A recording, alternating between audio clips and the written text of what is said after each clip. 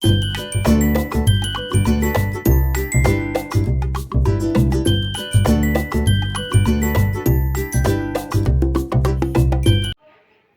Friends, ಎಲ್ಲರಿಗೂ ನಮಸ್ಕಾರ. Welcome to my channel. ಇವತ್ತಿನ ಟಾಪಿಕ್ ಬಂದುಬಿಟ್ಟು English grammar, parts of speech. Parts of speech ಅಂದರೆ ಏನಂತೆ ನೋಡೋಣ. First one definition. A part of speech is a group of words categorized by their function in a sentence.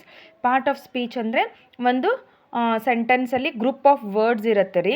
ಅದು ಹೆಂಗೆ category ಆಗುತ್ತೆ ಅಂದರೆ ಅದರದ್ದಾದಂಥ ಅದೇ ಫಂಕ್ಷನ್ನು ಅದರದ್ದೇ ಆದಂಥ ಒಂದು ರೋಲ್ ಪ್ಲೇ ಮಾಡುತ್ತೆ ಸೆಂಟೆನ್ಸಲ್ಲಿ. ಸೊ ಅದಕ್ಕೋಸ್ಕರ ನಾವು ಪಾರ್ಟ್ ಆಫ್ ಸ್ಪೀಚ್ ಅಂತ ಹೇಳ್ತೀವಿ. ಪಾರ್ಟ್ ಆಫ್ ಸ್ಪೀಚಲ್ಲಿ ಎಷ್ಟು ಥರ ಇದೆ ಅಂದರೆ 8 ಟೈಪ್ಸ್ ಇದೆ ಪಾರ್ಟ್ ಆಫ್ ಸ್ಪೀಚಲ್ಲಿ. ಸೊ ಅದು 8 ಟೈಪ್ಸು ಕೂಡ ಒಂದೊಂದು ಸೆಂಟೆನ್ಸಲ್ಲಿ ಒಂದೊಂದು ಥರ ಫಂಕ್ಷನ್ ಅಂದರೆ ರೋಲ್ ಪ್ಲೇ ಮಾಡುತ್ತೆ. ಇವಾಗ ನಾವು ಡ್ರಾಮಾನಾಗೆಲ್ಲ ರೋಲ್ ಪ್ಲೇ ಮಾಡ್ತಾರೆ ಅಂತ ಅವ್ರವ್ರ ಪಾತ್ರ ಅವ್ರು ನಿಭಾಯಿಸ್ತಾರೆ ಅಂತಾರಲ್ರಿ, ಅದೇ ಥರ ಪಾರ್ಟ್ಸ್ ಆಫ್ ಸ್ಪೀಚಲ್ಲೂ ಕೂಡ ಅದು 8 ವಿಧಗಳು ಹೆಂಗೆ ಅಂದರೆ ಅವ್ರವ್ರ ಪಾತ್ರ ಅವ್ರು ಮಾಡ್ತಾರೆ ಆ ಥರ. ಸೊ ಪಾರ್ಟ್ ಆಫ್ ಸ್ಪೀಚ್ ಅಂದರೆ ಡೆಫಿನೇಷನ್ ಏನಂದರೆ a part of speech is a group of words categories or categorized by their function in a sentence. ಅವ್ರವ್ರದ್ದು ಏನಂದರೆ ಒಂದು ಸೆಂಟೆನ್ಸಾಗ ಆ 8 ಪಾರ್ಟ್ ಆಫ್ ಸ್ಪೀಚು ಅವ್ರವ್ರ ಪಾತ್ರ ಅವ್ರು ಮಾಡ್ತಾರೆ ರೀ. ಅದಕ್ಕೆ ನಾವು ಪಾರ್ಟ್ ಆಫ್ ಸ್ಪೀಚ್ ಅಂತ ಹೇಳ್ತೀವಿ. ಸೊ ಎಷ್ಟು ಪಾರ್ಟ್ ಆಫ್ ಸ್ಪೀಚ್ ಇದ್ದಾವೆ? ನಾವು ಆಲ್ರೆಡಿ ಹೇಳ್ದಂಗೆ 8 ಪಾರ್ಟ್ಸ್ ಆಫ್ ಸ್ಪೀಚ್ ಇದೆ. So there are 8 parts of speech in English. First one is noun, second one is verb, third one is adverb, fourth one is adjective, fifth one is pronoun, sixth one is conjunction, seventh one is interjection, eighth one is preposition. So ಇದೆಲ್ಲ ಏನ್ರಿ parts of speech. ಇದು 8 parts of speech ಆಗುತ್ತೆ. ಇದು 8 ಒಂದೇ ಸೆಂಟೆನ್ಸಲ್ಲಿ ಬರಬೇಕಂತೇನಿಲ್ಲ. ಒಂದು ಸೆಂಟೆನ್ಸಲ್ಲಿ noun verb ಬಂದರೆ ಇನ್ನೊಂದು ಸೆಂಟೆನ್ಸಲ್ಲಿ ಅಡ್ವರ್ಬು ಇಲ್ಲ ಅಂತಂದರೆ ನೌನ್ ಬರುತ್ತೆ, ಅಡ್ಜೆಕ್ಟಿವ್ ಇಲ್ಲ ಅಂದರೆ ವರ್ಬ್ ಬರುತ್ತೆ, ಪ್ರನೌನ್ ಬರುತ್ತೆ, ಕಂಜಂಕ್ಷನ್ ಬರುತ್ತೆ. ಒಂದೇ ಸೆಂಟೆನ್ಸಲ್ಲಿ 2-3 ಪಾರ್ಟ್ ಆಫ್ ಸ್ಪೀಚ್ ಬರುತ್ತೆ. 8ಕ್ಕೆ 8 ಬರಲ್ಲ ರೀ. ಸೊ ಅದನ್ನು ನಾವು ರೆಕಗ್ನೈಸ್ ಮಾಡಿ ಬರಿಬೇಕು. ಸೊ ಪಾರ್ಟ್ ಆಫ್ ಸ್ಪೀಚ್ ಅಂದರೆ ಅದೊಂದು ಗ್ರೂಪ್ ಆಫ್ ವರ್ಡ್ಸು. ಅದು ಹೆಂಗೆ ಅಂದರೆ ಅದ್ರದ್ದು ಆದಂಥ ಪಾತ್ರಗಳನ್ನ ಎಲ್ಲವನ್ನು ನಿಭಾಯಿಸ್ತವೆ. 8 ಪಾರ್ಟ್ಸ್ ಆಫ್ ಸ್ಪೀಚ್ ಹೇಳಿದ್ದೇನೆ ರೀ. So first one is noun. A noun is a word that names something such as person, place, things etcetera. Noun ಅಂದ್ರೆ ಏನು ರೀ? ಒಂದು ಪರ್ಸನ್ನು, ಪ್ಲೇಸು, ಥಿಂಗ್ಸು ಇದೆಲ್ಲ ಸೂಚಿಸೋ ಅಂಥದಕ್ಕೆ ನಾವು ನೌನ್ ಅಂತ ಹೇಳ್ತೀವಿ. For example Ram, Ranebennur, rose, rabbit, rusk.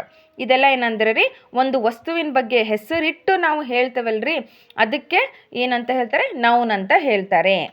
So second one verb. Verbs are the words that shows an action. ಅಂದರೆ action ಮಾಡೋದನ್ನು ತೋರಿಸೋದಕ್ಕೆ ವರ್ಬ್ ಅಂತ ಹೇಳ್ತಾರೆ. For example I am teaching English. ನಾನು ಇವಾಗ ಏನು ಮಾಡ್ತಾ ಇದ್ದೀನಿ ರೀ? ನಾನು ಇಂಗ್ಲೀಷ್ ಟೀಚ್ ಮಾಡ್ತಾ ಇದ್ದೀನಲ್ರಿ. ಸೊ ಏನು ಮಾಡ್ತಾ ಇದ್ದೀನಿ, ನಾನು ಏನು ಕೆಲಸ ಮಾಡ್ತಾ ಇದ್ದೀನಿ ಅಂತ ಹೇಳೋದಕ್ಕೆ ವರ್ಬ್ ಅಂತ ಹೇಳ್ತಾರೆ. ಸೊ ಇಲ್ಲಿ ಟೀಚಿಂಗ್ ಏನಾಯಿತು? ನನ್ನ ಕೆಲಸ ಆಯಿತು, ಹೌದಲ್ರಿ? ಅದಕ್ಕೆ ಅದು ವರ್ಬ್ ಆಯಿತು. He is playing football. ಅವನೇನು ಮಾಡ್ತಾ ಇದ್ದಾನೆ? ಫುಟ್ಬಾಲ್ ಆಟ ಆಡ್ತಾ ಇದ್ದಾನೆ. ಆಟ ಆಡ್ತಾ ಇದ್ದಾನೆ ಅನ್ನೋದಕ್ಕೆ ನಾವು ವರ್ಬ್ ಅಂತ ಹೇಳ್ತೇವೆ. ವರ್ಬ್ ಅಂದರೆ ಕ್ರಿಯೆ. She sings melodiously. ಅವಳು ತುಂಬ ಮಧುರವಾಗಿ ಹಾಡು ಹೇಳ್ತಾಳೆ. ಅಂದರೆ ಸಿಂಗ್ಸ್ ಅನ್ನೋದು ಹಾಡು ಹೇಳೋದು ಕೂಡ ಒಂದು ಕ್ರಿಯೆ ಅನ್ನೋದಾಯ್ತಲ್ಲ. ಸೊ ಇಲ್ಲಿ ವರ್ಬ್ ಆಯಿತು ಸಿಂಗ್ಸ್ ಅನ್ನೋದು. Next one is adverb. An adverb describes a verb an adjective. Adverb ಯಾವಾಗಲೂ ಏನಂದ್ರೆ ರೀ ವರ್ಬನ್ನು ಡಿಸ್ಕ್ರೈಬ್ ಮಾಡುತ್ತೆ, ಅಂದರೆ ಹೆಲ್ಪಿಂಗ್ ವರ್ಡ್ ಆಗಿ ವರ್ಣನೆ ಮಾಡೋದ್ರಲ್ಲಿ ಹೆಲ್ಪ್ ಮಾಡುತ್ತೆ ಅಡ್ಜೆಕ್ಟಿವ್ಗೂ ಮತ್ತು ವರ್ಬಿಗೂ. Example we walked slowly along the road. ಏನಾಗುತ್ತೆ ರೀ? ವಾಕ್ ಅನ್ನೋದು ವರ್ಬ್ ಆಗುತ್ತೆ. ಸೊ ವರ್ಬ್ ಆಗತ್ಲೆ ಏನು ಬಂದಿದೆ? ಸ್ಲೋಲಿ. ಫಾಸ್ಟಾಗಿ ವಾಕ್ ಮಾಡ್ತಾರೋ ಸ್ಲೋ ಆಗಿ ವರ್ಕ್ ಮಾಡ್ತಾರೋ ಅಂತಂದು ಇರುತ್ತಲ್ರಿ.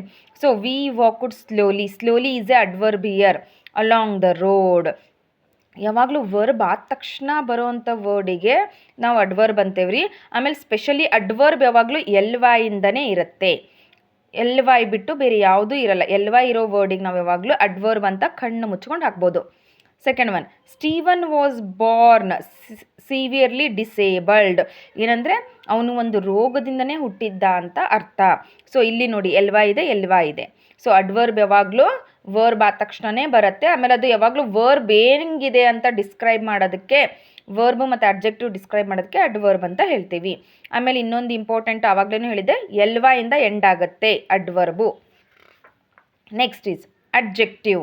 An adjective modifies or describes a noun or pronoun. Adjective ಹೆಂಗಂದರೆ ಒಂದು modify ಅಂದರೆ ಸ್ವಲ್ಪ ಚೇಂಜಸ್ ಅಂತಾರಲ್ರಿ, modifies or describes a noun or pronoun ಮತ್ತು ನೌನ್ ಏನು ಮಾಡುತ್ತೆ ಅಂದರೆ ವರ್ಣನೆ ಮಾಡೋದಕ್ಕೆ ಅದನ್ನು ಅಡ್ಜೆಕ್ಟಿವ್ ಅಂತ ಹೇಳ್ತೀವಿ. The young girl brought me a letter. Girl ಅನ್ನೋದಿಲ್ಲಿ ನೌನ್ ಆತ್ರಿ. ಎಂಥ ಹುಡುಗಿ? ಹರೇದ ಹುಡುಗಿ, ವಯಸ್ಸಾದಂಥ ಹುಡುಗಿ ಅಂತ ಹೇಳ್ತೀವಲ್ರಿ. ಸೊ ಯಂಗ್ ಅನ್ನೋದು ಹರೇದ ಹುಡುಗಿ ಆತ್ರಿ. ಸೊ ಇಲ್ಲಿ ಅಡ್ಜೆಕ್ಟಿವ್ ಏನಾಯಿತು? ಯಂಗ್ ಅನ್ನೋದಾಯಿತು. ಹುಡುಗಿ ಹೆಂಗಿದಾಳ ಅಂತ ವರ್ಣನೆ ಮಾಡ್ಬೇಕದಲ್ರಿ. ಇದು ಹುಡುಗಿ ಗರ್ಲ್ ಅನ್ನೋದು ಗರ್ಲ್ ಅನ್ನೋದು ನೌನ್ ಆಯಿತು. ಸೊ ನೌನನ್ನು ವರ್ಣನೆ ಮಾಡಬೇಕಲ್ಲ, ಅದು ಅಡ್ಜೆಕ್ಟಿವ್ ಆಗುತ್ತೆ ಯಂಗ್ ಅನ್ನೋದು. The sky is blue. Sky ಅನ್ನೋದು ಏನಾತ್ರಿ? ನೌನ್ ಆಯಿತು. ಸ್ಕೈ ಯಾವ ಥರ ಇದೆ? ಬ್ಲೂ ಕಲರಲ್ಲಿದೆ. ನೌನನ್ನು ಅದು ಬಣ್ಣಿಸ್ಬೇಕು, ವರ್ಣನೆ ಮಾಡಬೇಕು, ಅದಕ್ಕೆ ಅದು ವರ್ಣನೆ ಮಾಡೋದಕ್ಕೆ ಅಡ್ಜೆಕ್ಟಿವ್ ಅಂತ ಹೇಳ್ತೀವಿ. She is so pretty. ಅವಳು ಹೆಂಗಿದ್ದಾಳೆ? ತುಂಬ ಸುಂದರವಾಗಿದ್ದಾಳೆ. ಶಿ ಅನ್ನೋದೇನಾಯ್ತು ಇಲ್ಲಿ? ಪ್ರನೌನ್ ಆಯಿತು, ಹೌದಾ? ಪ್ರನೌನನ್ನು ವರ್ಣನೆ ಮಾಡೋದು. ಸೊ ನೌನು ಪ್ರನೌನನ್ನು ವರ್ಣನೆ ಮಾಡೋದಕ್ಕೆ, ಡಿಸ್ಕ್ರೈಬ್ ಮಾಡೋದಕ್ಕೆ ನಾವು ಅಡ್ಜೆಕ್ಟಿವ್ ಅಂತ ಹೇಳ್ತೀವಿ. Next is pronouns. Pronouns are the words which replaces nouns. Pronouns ಅಂದರೆ ನೌನನ್ನು ರೀಪ್ಲೇಸ್ ಮಾಡತ್ತೆ. ನೌನ್ ಅಂದರೆ ಏನು ರೀ? ಒಂದು ವಸ್ತುವಿನ ಹೆಸರು, ಒಂದು ಮನುಷ್ಯನ ಹೆಸರು, ಒಂದು ಥಿಂಗ್ಸಿನ ಹೆಸರು, ಒಂದು ಜಾಗದ ಹೆಸರು, ಇದೆಲ್ಲನೂ ಏನು ಅದು ರೀಪ್ಲೇಸ್ ಮಾಡತ್ತೆ. ಪ್ರನೌನ್ ರೀಪ್ಲೇಸ್ ಮಾಡೋದಕ್ಕೆ ನಾವು ಪ್ರನೌನ್ ಅಂತ, ಪ್ರನೌನು ನೌನನ್ನು ರೀಪ್ಲೇಸ್ ಮಾಡೋದಕ್ಕೆ ಪ್ರನೌನ್ ಅಂತ ಹೇಳ್ತೀವಿ. ಪ್ರನೌನ್ಸ್ ಅಂದರೆ ಯಾವುದಾದ್ರು ಇರುತ್ತೆ ರೀ? I, you, he, she, it, they, we, ಇದೆಲ್ಲ ಪ್ರನೌನಲ್ಲಿ ಬರುತ್ತೆ ರೀ. ಇದೆಲ್ಲ ಬಂತಂದರೆ ಪ್ರನೌನ್ ಅಂತ ನೀವು ಮೆನ್ಷನ್ ಮಾಡಬೇಕು. I love to eat panipuri. Panipuri ಅಂದರೆ ಯಾರಿಗಿಷ್ಟ ಇಲ್ಲ ರೀ? So I love to eat panipuri. I ಅನ್ನೋದೇನಾಯ್ತು ಇಲ್ಲಿ? ಐ ಅನ್ನೋದು ಪ್ರನೌನ್ ಆಯಿತು. We did it. ನಾವು ಇದನ್ನು ಮಾಡಿದ್ವಿ. We is a pronoun here. So ನೋಡಿ ಇಲ್ಲಿ ನೌನ್ ಬದಲಿ ಪ್ರನೌನ್ ಯೂಸ್ ಮಾಡಿದ್ದಾರೆ. ಐ ಅಂದರೆ ನನ್ನ ಹೆಸರನ್ನು ಹಾಕ್ಬೋದಿತ್ತು. ರೇಖಾ ಲವ್ ಟು ಈಟ್ ಪಾನಿಪೂರಿ, ಅದು ಇನ್ನೊಬ್ರು ಹೇಳ್ದಂಗೆ ಆಗಿತ್ತು ರೀ. ಇದು ನನ್ನಷ್ಟಕ್ಕೆ ನಾನೇ ಹೇಳ್ಕೊಳ್ಳೋದ್ರಿಂದ ಐ ಅಂತ ಹಾಕಬೇಕು. ವಿ ಡಿಡ್ ಇಟ್, ನಾವು ಇಬ್ಬರಿಗಿನ ಹೆಚ್ಚಿಗೆ ಇರೋದ್ರಿಂದ ವಿ ಡಿಡ್ ಇಟ್ ಅಂತ ಹೇಳಿದ್ದೀವಿ. ಸೊ ಪ್ರನೌನ್ ಅಂದರೆ ನೌನು ರೀಪ್ಲೇಸ್ ಮಾಡೋದು ಒಂದು ಪದಗಳಿಗೆ ನಾವು ಪ್ರನೌನ್ ಅಂತ ಹೇಳ್ತೀವಿ. I, you, he, she, it, they, we. Next, conjunction. A conjunction joins words, phrases or clauses. Conjunction ಅಂದ್ರೆ ಏನ್ರಿ? ಎರಡು ವಾಕ್ಯಗಳನ್ನು ಜೋಡಣೆ ಮಾಡೋದು, ಇಲ್ಲಾಂದರೆ ಎರಡು ಪದಗಳನ್ನು ಜೋಡಣೆ ಮಾಡೋದಕ್ಕೆ ನಾವು ಕಂಜಂಕ್ಷನ್ ಅಂತ ಹೇಳ್ತೀವಿ. And, but, or, while, because, for, since, ಇನ್ನೂ ತುಂಬ ಇದಾವ್ರಿ. ನಾನು ಎಕ್ಸಾಂಪಲ್ ಅಂತ ಇಷ್ಟೇ ಹೇಳಿದ್ದೀನಿ ಅಷ್ಟೇ. And, but, or, while, because, for, since ಇವೆಲ್ಲ ಏನಂದರೆ ಕಂಜಂಕ್ಷನ್ ವರ್ಡ್ಸ್ ಇವು. ಕಂಜಂಕ್ಷನ್ ಅಂದರೆ ಎರಡು ವಾಕ್ಯಗಳು ಇಲ್ಲಾಂದರೆ ಎರಡು ಪದಗಳನ್ನು ಜೋಡಿಸೋದಕ್ಕೆ ಕಂಜಂಕ್ಷನ್ ಅಂತ ಹೇಳ್ತಾರೆ. She usually eats at home because she likes home food. ಅವಳು ಯಾವಾಗಲೂ ಮನೆಯಲ್ಲೇ ಊಟ ಮಾಡ್ತಾಳೆ. ಯಾಕಂದರೆ, ಬಿಕಾಸ್ ಅಂದರೆ ಕನ್ನಡದಲ್ಲಿ ಯಾಕಂದರೆ ಅವಳು ಮನೆ ಊಟನೇ ಇಷ್ಟಪಡ್ತಾಳೆ ಅಂತ. ಅಂದರೆ ಇಲ್ಲಿ ನೋಡ್ರಿ, ಎರಡು ಸೆಂಟೆನ್ಸ್ ಆಯಿತು. She usually eats at home, ಇದು ಒಂದು ಸೆಂಟೆನ್ಸ್. ಆನಂತರ ಶಿ ಲೈಕ್ಸ್ ಹೋಮ್ ಫುಡ್, ಇದು ಎರಡು ಸೆಂಟೆನ್ಸು, ಸೆಕೆಂಡ್ ಸೆಂಟೆನ್ಸ್ದು. ಈ ಫಸ್ಟ್ ಸೆಂಟೆನ್ಸು ಸೆಕೆಂಡ್ ಸೆಂಟೆನ್ಸ್ನ ಜಾಯಿನ್ ಮಾಡಿರೋದೇ ಬಿಕಾಸ್, ಹಿಡಿದಿಟ್ಟಿರೋದೇ, ಕಂಟಿನ್ಯೂಷನ್ ಕೊಟ್ಟಿರೋದೇ ಬಿಕಾಸ್. ಸೊ ಕಂಟಿನ್ಯೂಷನ್ ಇರೋದ್ರಿಂದ ಇದು ಕಂಜಂಕ್ಷನ್ ವರ್ಡ್ ಆಗುತ್ತೆ. I went back to home to get my book. ನಾ ಮನೆಗೆ ವಾಪಸ್ ಹೋದೆ ನನ್ನ ಬುಕ್ ತೊಗೊಳಕ್ಕೋಸ್ಕರ.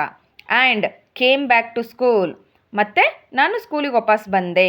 ನಾನು ಮನೆಗೆ ಹೋಗಿ ಬುಕ್ಕನ್ನು ತಗೊಂಡು ಮತ್ತೆ ಸ್ಕೂಲಿಗೆ ವಾಪಸ್ ಬಂದೆ. ಈ ಎರಡೂ ಸೆಂಟೆನ್ಸನ್ನು ಕಂಜಂಕ್ಷನ್ ಅಂದರೆ ಇಲ್ಲಿ ಆ್ಯಂಡ್ ಬರುತ್ತೆ. ಆ್ಯಂಡ್ ಅನ್ನೋದು ಜೋಡಣೆ ಮಾಡಿದೆ. ಸೊ ಇದು conjunction.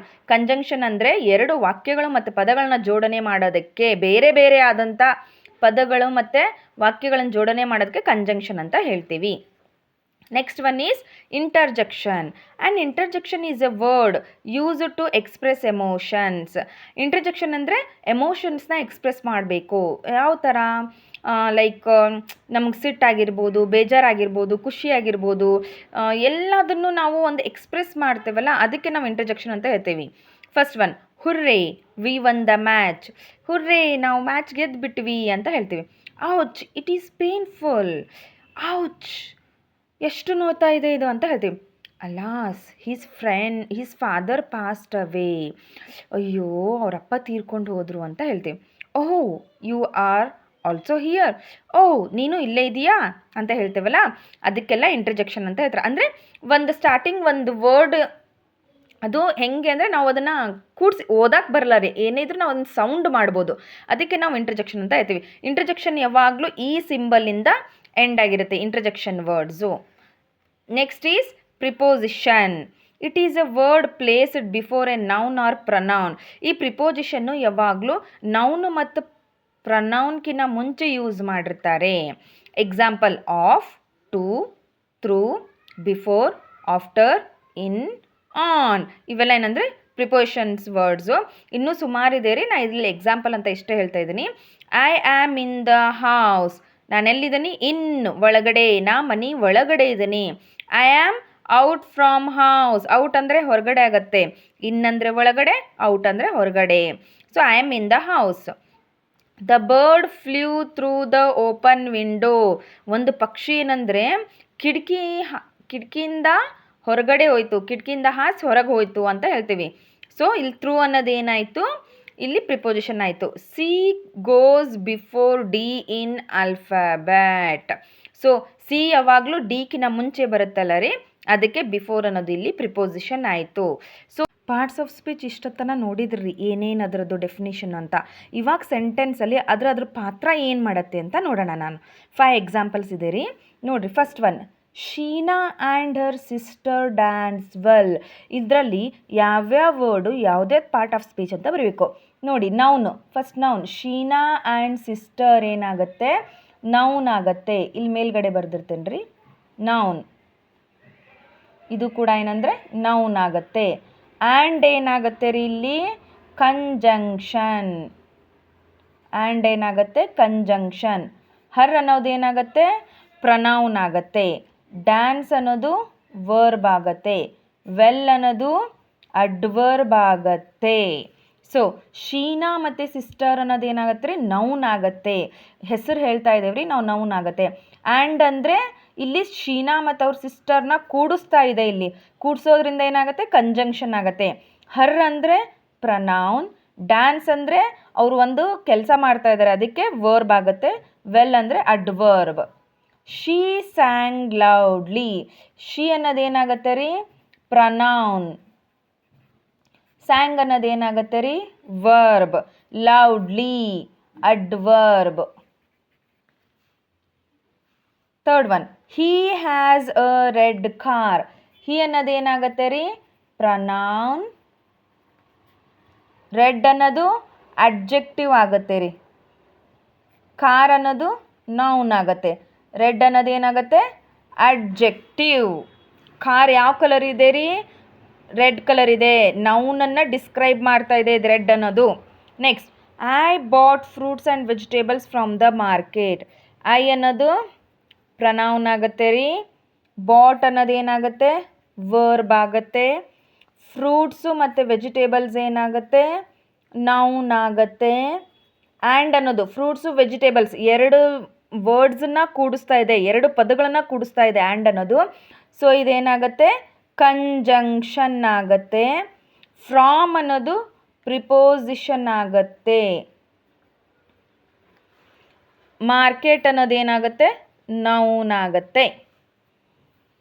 Fifth one, she left shoes under the kitchen table. She ಅನ್ನೋದೇನಾಗುತ್ತೆ ರೀ? Pronoun.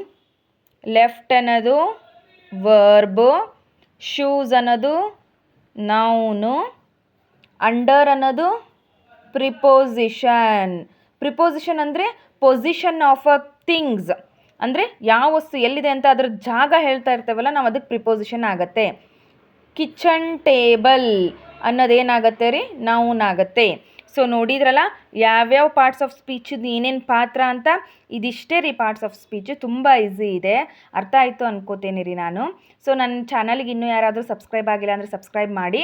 Next parts of speech in ಡಿಟೇಲಾಗಿ ಪಾರ್ಟ್ ಆಫ್ ಸ್ಪೀಚ್ನ ನಾನು ಇನ್ ಡಿಟೇಲಾಗಿ ಹೇಳ್ತಾ ಹೋಗ್ತೀನಿ, ನೋಡ್ತಾ ಹೋಗಿ ಆಯಿತಾ. Thank you for watching.